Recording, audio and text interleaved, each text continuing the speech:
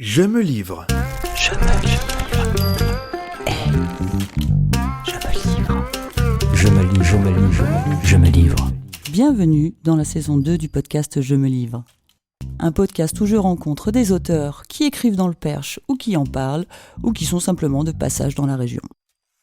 Pour moi, une envie, une évidence, recevoir ces auteurs dans un endroit qui leur est dédié. Et c'est donc dans la librairie de Marie, un autre pays à Rémalard, que je recueille leurs confidences. Un podcast d'échange donc, où l'on parle de leurs inspirations, aspirations, de leurs mots, bref, de tout ce qui les mène à l'écriture. À la fin de chaque épisode, Marie partagera avec nous son coup de cœur. Allez, tournons les pages ensemble de Je me livre, c'est parti. Vous allez entendre Entretien avec Madame Sarah Poulain. Sarah Poulain, bonjour. Bonjour Jessica. Alors tout d'abord, merci d'avoir accepté d'être notre première invitée pour cette saison 2 du podcast Je me livre. Mais merci à toi et merci à vous tous, merci à toute l'équipe. Alors, ma première question, c'est pour te lire entre les lignes, Sarah, qui es-tu ? Alors, qui je suis ? Donc Sarah, née à Mortagne au Perche en 1973, à l'époque où il y avait encore une maternité. J'ai grandi dans les collines du Perche. Donc j'ai grandi dans les champs, les forêts, les jardins. La forêt de Reynaud m'est très chère en termes de souvenirs d'enfance. Je me suis éloignée, comme bien des jeunes du Perche, pour les études et puis pour le début de ma carrière professionnelle durant une petite dizaine d'années. Et puis les aléas de la vie ont fait que je suis revenue vivre ici, j'ai fondé une famille ici, donc je suis aussi maman. Tu as une fille, c'est ça ? Voilà. Donc, et ce qui m'a, outre les champs, les rivières, les forêts, ce qui m'a toujours tenue debout, c'est l'écriture. Voilà, donc j'ai eu un métier, j'ai eu une famille, mais à un moment donné, le besoin, la nécessité, le désir d'écrire ont pris le dessus. Alors ce métier, parle-nous un petit peu de ce métier dans lequel tu t'es orientée. Ah oui, alors donc pendant une trentaine d'années de ma vie, j'ai été travailleur social. J'ai travaillé en milieu très urbain, mais aussi quand je suis revenue dans le Perche, sur un territoire très très rural. C'est un métier d'accueil de l'humain, d'accompagnement, fort en émotion, que je ne suis plus en mesure d'exercer aujourd'hui, à mon grand regret, puisqu'on y fait de très belles rencontres humaines. C'est le métier qui m'a inspiré le livre Borderline, en fait. Ton second livre. Oui, dans Borderline, j'évoque des vies un peu cabossées, un peu malmenées, et des gens qui tiennent debout malgré tout, qui résistent, qui s'accrochent, ou à qui on tend la main, ou pas d'ailleurs. Et voilà, c'est un métier dans lequel je me suis réalisée, mais la santé m'amène à y renoncer. Et alors, le premier livre. Oui, Belle de vie. Comment ça s'est passé ? Alors, Belle de vie, ça s'est passé, pour un livre qui fait une centaine de pages, ça s'est passé en 10 ans. Quand même.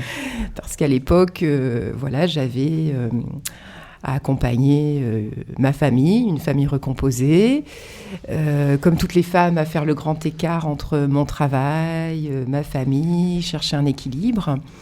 Et le manque de l'écriture me taraudait. Et il y avait un pacte avec mon adolescence, qui a été marqué par le décès de mon petit frère. Il y avait un pacte d'écrire quelque chose. Je me disais, je peux pas vivre ma vie si j'ai pas écrit quelque chose de ça. Donc j'ai fait un premier jet de 250 pages où, comme tout auteur pressé d'être édité, il y avait tout, il y avait à boire et à manger. Et massivement, les éditeurs l'ont refusé, sauf 2 qui ont eu la bienveillance de me dire on n'a pas pris, mais. Et parmi ces 2-là, les éditrices m'ont consacré du temps pour me dire on pourrait vous proposer des pistes de réécriture. Donc ça a été très précieux parce qu'à un moment donné, je me suis mise à réécrire. Alors il y a eu la phase, je suis passée du je au elle, donc la phase aseptisation. Et là, on m'a dit, ah non, franchement, non, là, il n'y a plus rien. Là, on était passé de trop d'émotions à plus rien, quoi. C'était trop soft. Et après, grâce à mon ami Joël Guillet, qui a été une rencontre très, très marquante, Joël Guillet, donc, était auteure. Elle a écrit notamment La Berthe. Elle a écrit sur le Perche, ce qui ne lui a pas valu que de l'amour et de la reconnaissance. Et Joël Guillet animait des ateliers d'écriture à l'écomusée du Perche il y a une bonne dizaine d'années, plutôt 15. Et elle fait partie des premières qui ont cru en mon écriture. Donc quand j'ai retravaillé la 3e fois Belle de vie, ce roman sur l'adolescence, une adolescence un peu trash, c'est pas le pays des bisounours, au bout d'un moment, elle m'a accompagnée comme elle savait faire, c'est-à-dire en n'étant pas que dans la bienveillance, en me réveillant aussi, en me disant, mais au bout d'un moment, si tu veux écrire, t'écris à vomir dans les chiottes, quoi, mais c'est ça où tu fais comme tout le monde, le samedi, tu vas chez H&M, sinon, quoi. Et elle m'accompagnait avec des phrases comme ça, où je me disais, bah, ça, c'est du Joël. Mais en même temps, je me disais, mais oui, mais l'écriture, c'est ça aussi. Au bout d'un moment, c'est pas négociable. Olivier Adam dit, au bout d'un moment, tu élimines tout à la calage, quoi, sinon, tu n'écris pas. Et moi, je me confrontais avec, comme bien des personnes, mon syndrome de l'imposteur, qui d'ailleurs ne comporte pas de féminin. On ne dit pas impostrice, où je me disais, mais qui je suis pour écrire, pour négliger ma famille, entre guillemets. Hein. Je suis même pas éditée, j'ai pas d'éditeur. C'est des grands moments de solitude. En plus, ce premier roman, il m'a valu beaucoup de larmes, même si c'est de l'autofiction. Et Joël ne m'a pas lâchée, elle m'a tenu la main au sens figuré pendant tout le travail de 3e réécriture. On avait un deal, elle ne savait pas aller à la mer en voiture, donc on allait à Lyon-sur-Mer, on prenait le manuscrit, elle me rayait des pages entières en disant « mais ça, on dirait que tu as un collier de perles autour du cou, tu m'enlèves ça, ça va pas ». Et donc je me retrouvais avec mon manuscrit avec plein de grains de sable, plein de ratures. Et puis voilà, il a fini par être édité Belle de vie en 2019, grâce à une 2e belle rencontre avec Jean-François Rottier, qui est un auteur à Fécamp. Et Jean-François, il a été séduit, à l'époque il travaillait aux éditions Ex-Aequo, une maison d'édition vosgienne, et d'emblée il m'a dit oui, ok, voilà. Joël, qui est ma marraine d'écriture, n'était pas forcément d'accord. Il me disait, mais attends un peu avant de prendre une maison d'édition qui n'est pas hyper connue. Et moi, comme bien des auteurs, j'étais tellement contente que ce texte devienne un livre que j'ai foncé, en fait. Voilà. Et puis 10 ans, c'est long. Puis 10 ans, c'est long. Au bout d'un moment, on a envie de voir l'objet, quoi. Je te comprends. Je me livre. Je me livre. Et donc, après, comment ça s'est passé, en fait, cette sortie? Comment tu l'as vécue? Alors, cette sortie, en fait, étonnamment, étant donné le contenu de ce premier roman, donc la narratrice qui n'a pas de prénom, elle fait face au deuil impossible de son frère. Elle évolue dans un contexte provincial où, en fait, ce qui la tient debout, c'est l'école, enfin le lycée. Mais après avoir vécu le décès d'une personne chère, elle fait son entrée au lycée complètement déboussolée, quoi. C'est-à-dire que tout ce qui anime les autres ne lui correspond plus. Il faut savoir qu'avant le décès du frère, il y a eu 6 mois d'accompagnement et les choses ont été trop dramatiques, trop fortes pour qu'une vie de lycéenne lambda soit accessible. Donc c'est en même temps une narratrice qui va investir énormément la scolarité parce qu'il n'y a pas le choix, étant donné le milieu d'origine, et en même temps développer des conduites que j'appelle avec le recul ordalique, c'est-à-dire la roulette russe, quoi. Alors, elle ne va pas aller vers l'alcool, pas que, elle ne va pas aller vers la toxicomanie, ça aurait été trop facile, ça circulait facilement au lycée. Elle va plutôt aller dans les rencontres masculines avec une sexualité qu'on qualifierait à risque dans les années SIDA, surtout en province où on était peu informés, mais comme un côté roulette russe, quoi. Ça passe ou ça casse, et puis aussi une recherche de présence. Donc ce premier livre, j'avais la crainte que pour mes parents, il soit difficile à accueillir. Et mon éditrice m'avait dit, la violence ne viendra pas de là où tu l'attends. Elle ne s'est pas trompée, en fait. La violence, elle est venue d'ailleurs. Elle est venue de la part d'autres membres de la famille. elle est venue de la part de lecteurs qui l'ont lu comme un livre de cul, alors qu'en fait, par exemple, on me dit « Ah, c'est chouette, il y a du sexe toutes les 2 pages ». Je dis « Ouais, non, mais c'est un roman sur le deuil, quoi ».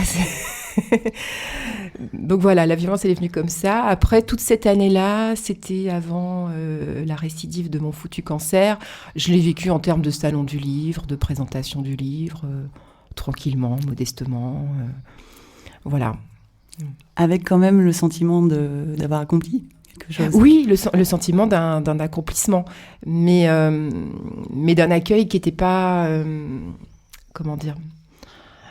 C'est comme si on avait lu Cyril Collard et ses Nuits fauves en comprenant pas qu'il allait mourir, quoi. Enfin, bon, c'est comme ça. Mais oui, c'est accompli. Il est édité. Et j'en suis très fière. Et dans mes rêves les plus fous, je me dis, mais il serait drôlement bien adapté à l'écran. Mais oui. Je me livre. Je me livre. Après, tu es partie sur un autre projet. Oui. Alors après, j'avais quelques nouvelles éparses dans mes tiroirs. Parce que après les ateliers d'écriture, je m'étais pas mal impliquée dans les concours de nouvelles qui ont le mérite, quand on procrastine, de nous dire, alors il y a une date, il y a un thème, il y a un nombre de signes, ça fait chier, mais il y a un cahier des charges à remplir, quoi. Donc j'avais pas mal de textes comme ça, et quand je les ai relus, je me suis dit, donc ça, on était sur la période peut-être 2020, je me suis dit, mais ils ont un fil conducteur qui est lié à mon boulot, c'est-à-dire ce qui m'a touchée dans ce travail, l'extrême vulnérabilité de l'humain, mais en même temps sa force, quoi. Et puis les marges, parce que les marges m'ont toujours intéressée. Et puis dans ce recueil de nouvelles, Borderline, il y a un personnage que j'aime beaucoup, c'est Fatia, qui correspond à un roman que j'ai pas eu la force d'écrire, donc elle est devenue une nouvelle par défaut. Fatia, elle correspond à plein de jeunes femmes que j'ai rencontrées, des jeunes femmes que je qualifierais de kamikazes d'elles-mêmes, c'est-à-dire elles ont tellement souffert, elles ont tellement été amochées qu'elles vont pas retourner la violence en posant des bombes ou en imaginant des attentats. Elles vont se scarifier, elles vont retourner la violence contre elles jusqu'à la prostitution, jusqu'à vivre dissociées d'elles-mêmes.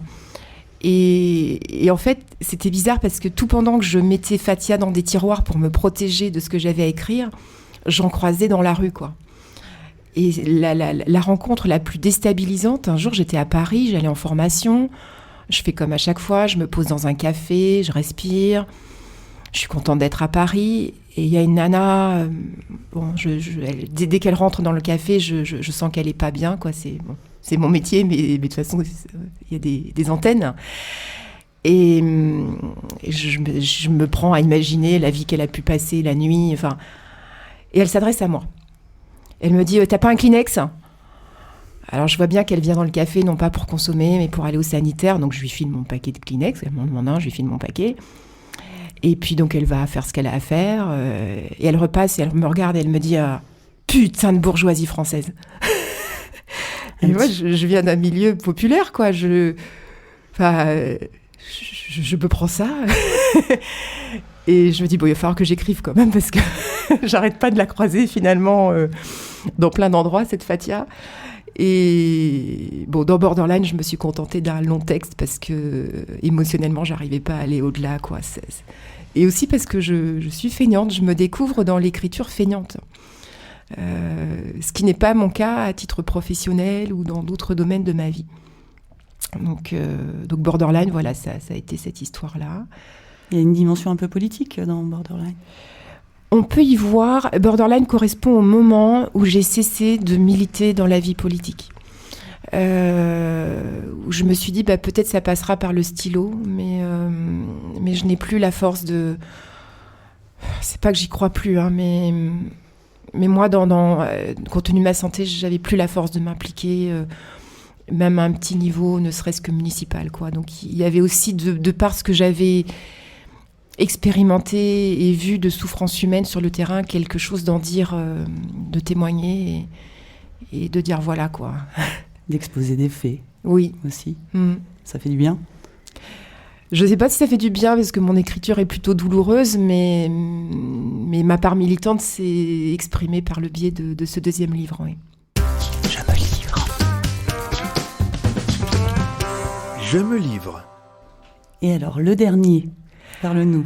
Alors, le dernier, il est arrivé pendant les confinements. Donc, on est au mois de mars. 10 jours avant, j'arrête pas de dire au médecin qu'il se passe quelque chose. Et on me dit, non, c'est psy. Bien sûr, toutes les femmes sont hystériques. C'est psy, reconsulter un psy. Ok, d'accord. Ça fait 2 ans que je me plains du ventre. Il doit se passer quelque chose. Et puis, un matin, je trouve pas la force d'aller au travail physiquement, quoi. C'est bon.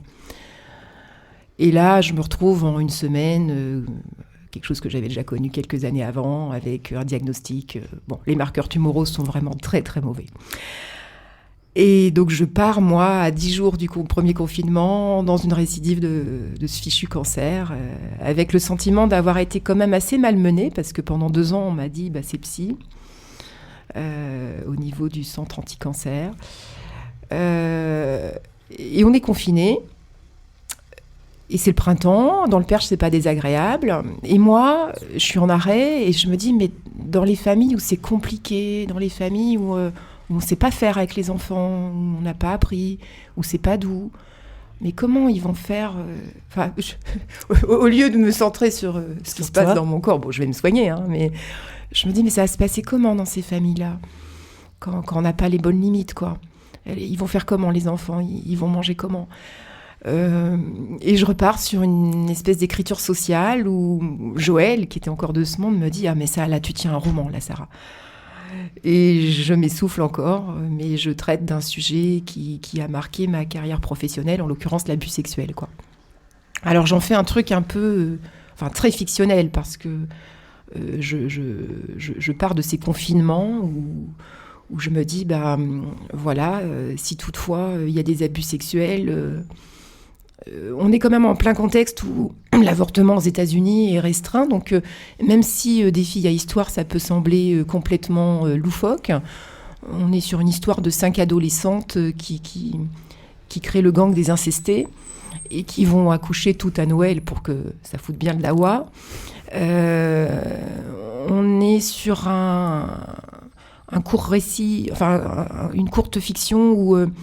le monde de la gendarmerie est valorisé. C'est un monde que j'ai découvert j'y suis rentrée avec plein de clichés. Et j'en suis ressortie avec l'idée que le service public, il était là. Que quand nous, on était en week-end, eux, ils étaient là. J'ai côtoyé des gendarmes de plus en plus jeunes qui, eux aussi, réfléchissaient à l'articulation entre une vie personnelle et une vie professionnelle émotionnellement impliquante. Et ça a été de très belles rencontres. Ça a été mes derniers moments sur le terrain.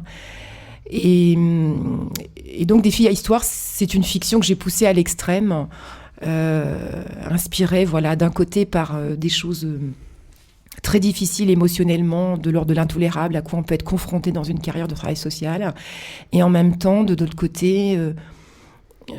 parce que pendant les confinements, les travailleurs sociaux ont continué de faire des visites à domicile. On parle beaucoup du monde médical, mais il y a des tas de professions qui ont continué de bien faire leur travail. Donc je suis partie sur ce court écrit qui visait à... Entre-temps, j'avais découvert via les podcasts Louis Média et Charlotte Pudlowski traitaient de ce sujet. Alors je me disais, mais Sarah, mais t'es pas au boulot, t'es en arrêt, t'as un cancer à soigner et tu replonges là-dedans. Et comme si t'en savais pas assez par ton boulot, t'es obligée de lire Charlotte Pudlowski, de lire un très beau roman dont a parlé Rodolphe dernièrement, Talent, quoi, je retrouverai le titre. T'es obligée de t'imposer des trucs comme ça en plus, alors que t'es en arrêt, tu pourrais être dans ton jardin. Mais ça s'est imposé à moi, en fait. Voilà. Puis en parallèle, je suis partie dans mes soins. Donc une bulle de confinement quand même bien occupée. Oui. Je me livre. Je me livre. Auteure, travailleuse sociale. Oui. Mais aussi une femme qui se bat. Un combat que tu mènes depuis longtemps maintenant. Oui, alors celui-là, je ne l'ai pas choisi. Mais il est là. Mais il est là. Et depuis 9 ans. Et je considère que j'ai une bonne survie. Si je m'en tiens aux statistiques. Après, ça m'est tombé dessus. Et c'est important d'en parler. Parce en parlant, il y a la sensibilisation, il y a la prévention. Moi, j'appartiens à une génération de femmes à qui on a dit vous prenez la pilule, c'est très confortable. On va pas cracher dessus. Où on a dit, si vous n'avez pas d'antécédents, vous n'êtes pas à risque en termes de cancer du sein. Un cancer du sein n'est pas douloureux, penses-tu ?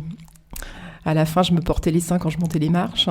Et puis, quand j'ai commencé à avoir une boule dans le sein, on m'a dit « Oh non, ça peut pas être ça, t'as 40 ans, c'est une mastose. » Bon, et puis finalement, 40 ans, j'avais fait un scanner une année avant, juste avant de faire la fête pour mes 40 ans. Je me dis, je n'ai jamais fait de contrôle, une mammographie, enfin, j'avais demandé à être surveillée. Et puis un an après, va savoir pourquoi, une immense boule dans mon sein droit, décelée par mon mari à l'époque, parce que j'étais très active, je faisais 10 km de course à pied, j'étais en formation, j'avais un nouveau job, j'avais ma famille, enfin... certes, j'avais mal au sein, mais on m'avait dit que c'était pas un signe, donc je m'en inquiétais pas. Et là, sidération, hein, comme toutes les femmes. Donc une mammographie, je vois bien que le radiologue qui parle pas fait la tronche. Une échographie, il fait encore la tronche. Il manque de me laisser partir, puis il me dit « Vous avez quel âge ?» Oh, il me dit quand même... Je comprends pas ce que je vois.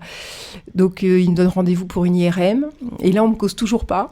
Mais il faut savoir que les soignants, déjà à l'époque, sont saturés, quoi. Et on me dit, après l'IRM, ça va être une biopsie. Mais je dis, mais c'est quand même mon corps. Vous cherchez quoi ? Au bout d'un moment, vous cherchez un cancer, quoi. Enfin, oui. D'accord. Et là, enfin, je tombe sur un radiologue, mais que je remercierai toute ma vie, qui enfin met des mots, quoi. Elle me dit, la biopsie, c'est pas agréable, mais oui, on cherche un cancer, quoi. Et puis après, scanner, et ce radiologue-là, je l'ai pris dans mes bras, parce que il fait partie des anciens radiologues d'Alençon. Il a fait quelque chose qu'il n'était pas obligé de faire après le scanner. Il m'a attendu, il m'a dit, il n'y a pas de métastase. Je dis, docteur, je peux vous prendre dans les bras parce que c'est la seule bonne nouvelle depuis 4 semaines. Donc, voilà. Et donc, ça fait que depuis 2014, je vis avec, je l'appelle Gus. Je vis avec Gus. Alors, au début, j'étais en rémission. Donc, avec David Comenchal et sa compagne Sylvie Mazereau et notre ami Joël Guillet et Lisa qui me tatoue. Pour la rémission, on avait bâti une jolie photo qui s'appelait Belle de vie aussi. On a participé au Pink Ribbon Photo Award organisé par Estée Lauder. Donc pour moi, 2019, c'était le premier bouquin, la rémission, la photo de rémission. Et puis 2020, c'est Gus le retour. Voilà. Avec toujours cette envie de se battre. Je dirais, il n'y a pas le choix. Il n'y a pas le choix. Et puis moi, je me suis toujours fixé un objectif qui était tu dois accompagner ta fille jusqu'à sa vie adulte. Je ne sais pas si c'est ça qui a marché, mais ça m'a porté, quoi. Donc, on y arrive. Elle passe son bac, elle va débuter sa vie étudiante. Donc maintenant, je demande plus. Et tu as participé à un très beau projet aussi. Oui. Tu peux nous en parler ? Oui.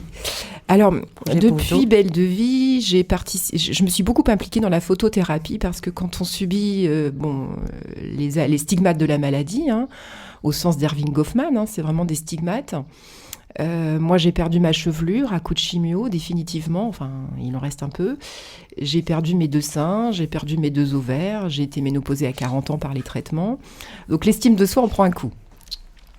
Donc, je me suis impliquée dans de nombreux projets de photothérapie. Le dernier, c'est celui qui est porté par Olivier Denis, qui est photographe à Drancy. Son projet s'intitule « Des femmes dans la tourmente ». Et ça m'a touchée il y a 1 an quand je l'ai rencontré sur les réseaux sociaux. Olivier a été lui-même impacté dans sa famille par les cancers de ses proches, qui fort heureusement sont toujours en vie et près de lui. Et quand il a initié ce projet, j'ai bien aimé le mot « tourmente » en fait, parce que je me suis dit, on n'est pas dans la colère, on est dans autre chose, mais c'est vraiment quelque chose qui tourmente, quoi. C'est la sidération, c'est combien de temps, c'est les effets indésirables des traitements, c'est une tourmente. Et puis, j'ai été séduite par la qualité de ces clichés. Donc, un jour, j'ai profité d'aller à Gustave Roussy me soigner, et puis j'ai fait un petit détour par le studio d'Olivier. Ça a été une belle rencontre qui m'amène maintenant, autant que faire se peut, à essayer de l'aider à faire connaître son projet, puisqu'il doit le finaliser. Donc voilà, on est sur son objectif, c'est 100 portraits de femmes dans la tourmente, quel que soit le cancer, avec un travail à côté sur la réhabilitation de l'image de soi, la restauration de l'estime de soi. Parce que ce que j'avais déjà vécu avec David Comenchal, c'est quand il m'avait photographié la première fois, en fait, on ne se voit pas comme on est. Déjà, c'est dans nos natures parfois de faire une fixation sur un défaut, mais quand on est abîmé par les traitements et la maladie, moi je sais que la perte de la chevelure, ça a été le plus dur, quoi. Et donc passer par l'objectif, par un tiers, vient provoquer quelque chose de se voir autrement, de se dire mais oui, c'est finalement ça va. Le regard de l'extérieur aussi. Et le regard extérieur. Et puis, autre impact de ces projets, c'est la sensibilisation. Puisque le but de photographie, c'est d'être exposé. Donc, Olivier cherche toujours des modèles, des partenaires financiers, des collectivités ou des privés qui voudraient exposer. Et donc, il y a aussi l'impact de sensibiliser parce que je me suis rendu compte en participant à tous ces projets que ce fichu cancer concerne, en ce qui concerne le cancer du sein des femmes, de plus en plus jeunes. Donc, il faut aussi initier au geste d'autopalpation parce qu'on sait bien que plus tôt la maladie est décelée, plus tôt elle est traitable. Donc, il y a ça aussi dans ce projet, au-delà du travail sur l'estime de soi. Et comment tu vis ta vie de femme aujourd'hui ? Et ta vie d'auteur ? Eh bien, étonnamment, alors je suis entre parenthèses côté professionnel, encore quelques mois. Je vis ma vie plutôt bien. Je viens de créer une association qui s'appelle Vivre-Écrire. Vivre-Écrire, c'est un terme utilisé par Marina Tsvetaeva, une poétesse russe que j'aime beaucoup, qui a mal fini, comme bien des auteurs, s'est suicidée. Je viens de créer cette association qui me permet, moi, de proposer des ateliers d'écriture. Donc ça, c'est la partie atelier, l'atelier des gens qui osent. Donc ça, c'est aussi une expression empruntée à la poétesse Mélanie Leblanc. Je ne voudrais pas écorcher son prénom, j'ai des problèmes de mémoire. Je crois que c'est Mélanie Leblanc. Donc, il y a l'atelier des gens qui osent. Et puis, l'objectif, c'est avec l'argent des ateliers de pouvoir faire venir des auteurs. Mais ça va se construire tout doucement. La première rencontre aura lieu samedi prochain à Mortagne, à la Civette, samedi après-midi, avec Julie Michalovics. Super. Voilà. Je me livre. Je me livre. Alors, comme on est dans une librairie aujourd'hui, tu as remarqué, oui, c'est plutôt sympa comme décor. Une très belle librairie, ouais. Celle de Marie Arémalard. Je voulais en fait que tu nous lises un petit passage d'un livre qui te touche ou qui t'inspire. Oui. Donc, je ne sais pas ce que tu as choisi. Vas-y, dis-moi. Alors, c'est avec grand plaisir. Je voue un amour inconsidérable à Milan Kundera, que je n'aurais pas l'occasion de rencontrer, même s'il est toujours en vie, il vieillit. Et le livre de ma jeunesse et de toute ma vie, c'est L'insoutenable légèreté de l'être. Donc j'ai trouvé un petit passage qui est fort. Donc c'est à toi. Le vertige, c'est autre chose que la peur de tomber. C'est la voix du vide au-dessous de nous qui nous attire et nous envoûte. Le désir de chute dont nous nous défendons ensuite avec effroi. Avoir le vertige, c'est être ivre de sa propre faiblesse. On a conscience de sa faiblesse et on ne veut pas lui résister, mais s'y abandonner. On se saoule de sa propre faiblesse. On veut être plus faible encore. On veut s'écrouler en pleine rue aux yeux de tous. On veut être à terre, encore plus bas que terre. Magnifique. Je me livre. Je me livre. D'autres projets d'écriture ou pas ? Alors, plusieurs projets. Comme j'appartiens à la communauté des femmes plates, donc aux États-Unis on dit going flat, j'avais une esquisse de roman sur le sujet, mais que j'ai encore remis dans les tiroirs, donc ça ressortira un jour. Et là, je travaille depuis plusieurs mois sur la dramaturge Sarah Ken, qui a été une rencontre que je qualifie d'outre-tombe, puisqu'elle s'est suicidée, hélas, à l'âge de 28 ans.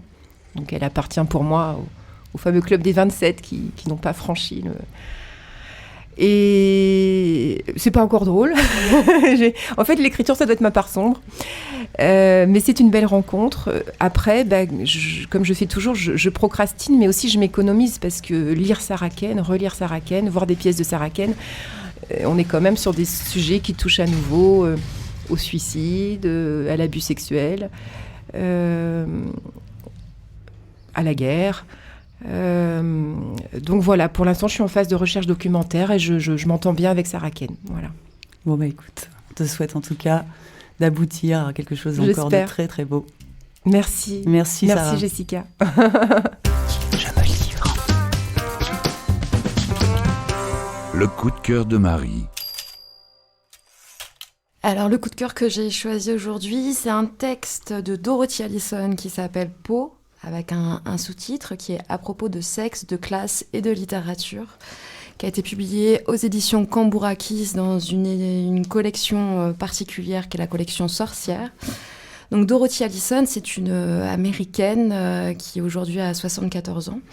Et Pau, c'est un livre qui, moi, m'a beaucoup marqué ces dernières années. C'est un livre qui revient, qu'on pourrait qualifier d'égo-théorie, c'est-à-dire où elle part de sa propre vie pour élaborer des propositions sur, comme elle le dit, le sexe, la classe et la littérature, et donc qui part de sa propre biographie. Elle est issue d'un milieu populaire américain dit white trash du sud des États-Unis, milieu dont on a beaucoup parlé notamment avec l'élection de Donald Trump. Un milieu constitué de violence, d'inceste, de violences sexuelles. Et puis elle fait son chemin par rapport à ça, et c'est quelqu'un qui a eu une influence énorme, eu un militantisme vraiment important et inspirant dans les milieux militants féministes et lesbiens des années 70 et 80. Et qui élabore des propositions sur la sexualité en faisant de la sexualité un lieu de lutte, un lieu d'émancipation des imaginaires. Elle fait partie de ce mouvement qu'on pourrait qualifier de féministe pro-sexe américain, qui est un mouvement très important et qui insiste sur l'importance en fait de réélaborer des imaginaires sexuels.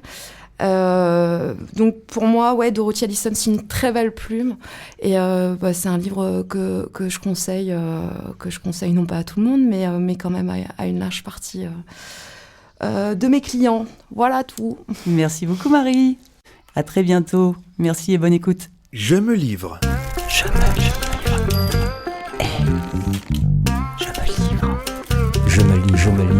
Je me livre.